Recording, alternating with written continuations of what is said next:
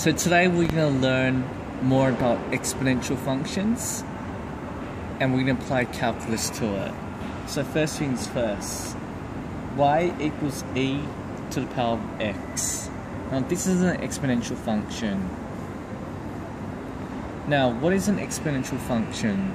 So coming from the word exponential, what that means is that it gradually increases. So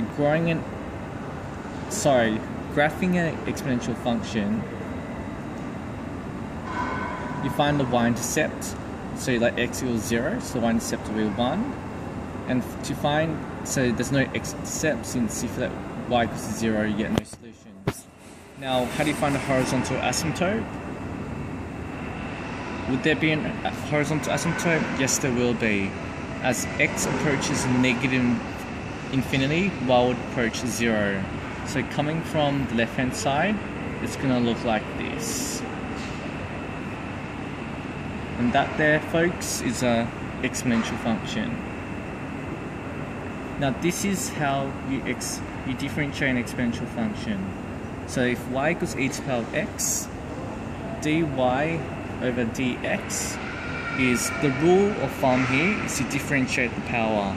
Now the derivative of x in terms of x is 1. You put 1 at the front and you're at the exact same function right there, which is e to the power of x. 1 times e to the power of x is e to the power of x.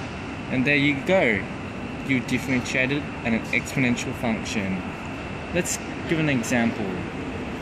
Question 1. Differentiate y equals to e to the power of 2x. Now this is a question. Now what we'll do is we're going to write dy over dx. The derivative of the power in terms of x is 2. Write 2 at the front. Write the exact same function down, which is e to the power of 2x. And all you do, you just times it together, and that's the answer. Now giving a tougher example, y equals to e. Let's say we have negative cos x. So dy dx, the derivative of e to the power of negative cos x, first you differentiate the power, which would be sine x. Put sine x at the front, and write the exact same function, which is e to the power of negative cos x, and your answer would be sine x e to the power of negative cos x. And that's your final answer.